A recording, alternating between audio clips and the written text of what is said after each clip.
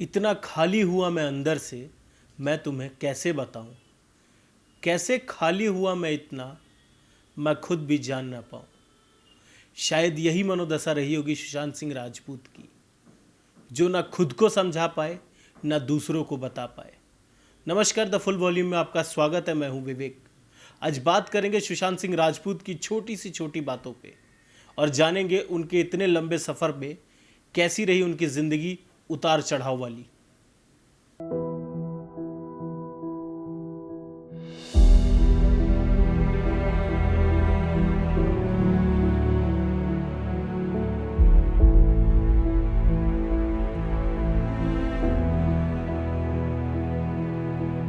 इक्कीस जनवरी 1986 को बिहार के पटना में जन्मे सुशांत अपने परिवार में सबके लाडले थे, और होते भी क्यों नहीं।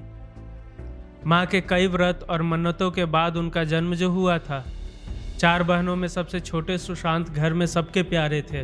उनके आने से उनका घर गुलशन हो गया, और शायद यही कारण रहा होगा कि प्यार से सब उन्हें गुलशन बुलाते थे।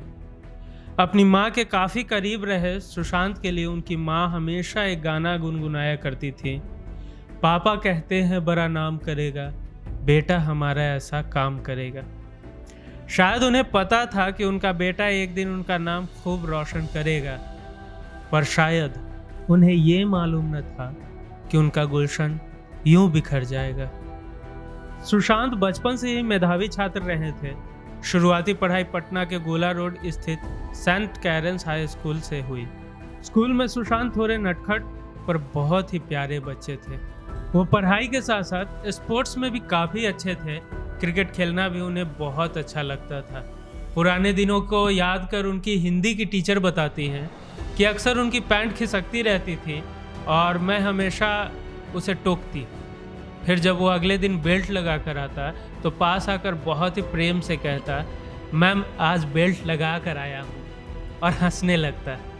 10वीं तक की पढ़ाई यहाँ से करने के बाद उन्होंने दिल्ली का रुख किया। दिल्ली जाने का एक कारण उनकी माँ की मौत भी थी। साल 2002 में उनकी माँ की मौत हो गई, जिसके बाद उनकी पूरी फैमिली दिल्ली शिफ्ट हो गई और आगे की पढ़ाई वहीं से हुई।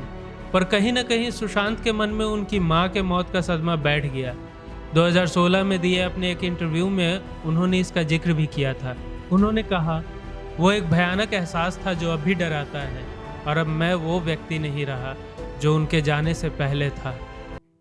पर कहते हैं ना, जिंदगी किसी के जाने से नहीं रुकती है।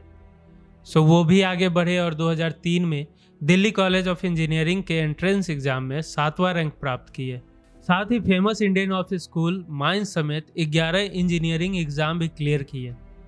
वो फिजिक्स में नेशनल ओलंपियाड विनर भी थे। इतने स्तर पर पहुंचने के बाद भी सुशांत का मन इंजीनियर बनने को नहीं कह रहा था। वो तो एक अंतरिक्ष यात्री बनना चाहते थे। लेकिन मन कहे या किस्मत, वो तो सुशांत को किसी और राहों पर ले जाने को अग्रसर हो चुका था। कॉलेज के ही दिनों में उन्होंने श्यामक डावर का डांस क्लास ज्वाइन कर लिया, और यहीं से उनके अंदर पनप रहे सपने ने अपना पंख फैलाना शुरू कर दिया। सुशांत कभी रिस्क लेने से नहीं घबराते थे। वो हमेशा अपने अंतरात्मा की बात सुनते और जो उनके दिल में आता वो उसे करते। तो फिर क्या था, सुशांत ने अपनी पढ़ाई को बीच में ही छोड़कर अपना रुख टीवी की तरफ मोड़ लिया। पहले वो कुछ समय तक बैकग्राउंड डांसर के रूप में काम किए, फिर उन्हें सीरियल किस देश में है मेरा दिल में काम करने का मौका मिला। लेकिन एकता कपूर की पवित्र रिश्ता से वो हर घर के मानव बन गए। हर कोई, खासकर महिलाएं, तो उन्हें अपने घर का सदस्य ही मानने लगी। लेकिन वो कहते हैं ना, पंछी को तो ऊंचे आसमान में ही उड़ने में मजा आता है। सुशांत ने एक बार फिर अपने लाइफ के साथ जुआ खेला और टीवी इंडस्ट्री में अपने अच्छे खासे फेम को छोड़ फिल्मों में जाने का निश्चय कर लिया। हालांकि कई कलाकार टीवी से फिल्म की तरफ रुख पहले कर चुके थे और फिल्मों में अपनी पहचान बनाने में असफल भी हो गए थे। लेकिन इन सब की चिंता किए बगैर खुद पर भरोसा करते हुए सुशांत ने रिस्क लिया, और 2013 में काई पो चे से बॉलीवुड में कदम रखने वाले सुशांत सफलता की नई सीढ़ी चढ़ने लगे। फिर क्या था, राब्ता, पीके, शुद्ध देशी रोमांस जैसे कई बेहतरीन फिल्मों के साथ वो लोगों के फेवरेट बनते चले गए। MS Dhoni the untold story ने सुशांत को एक नई ऊंचाई दिलाई। वो युवा दिलों पर राज करने लगे। ये सोचकर ही काफ़ी हैरानी होती है कि जो इंसान कभी रिस्क लेने से नहीं डरा, आखिर उसके जीवन में ऐसा क्या हुआ जिससे उस मुस्कुराते हुए चेहरे को अपनी जिंदगी से ही नफरत हो गई।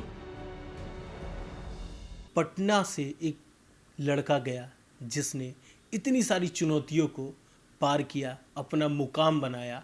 उसके भी कुछ सपने थे, कुछ ऐसे सपने जो वो पूरा करना चाहते थे। 2019 में उन्होंने कुछ सपने पूरे भी किए, लेकिन शायद अब वो सपने अधूरे रह जाएंगे उनके जाने के बाद।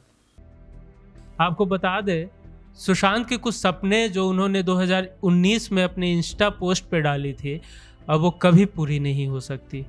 आइए उनके सपनों को जानते हैं, उनमें से कुछ मुख्य तथ्य को जानते हैं कि उनके सपने क्या थे।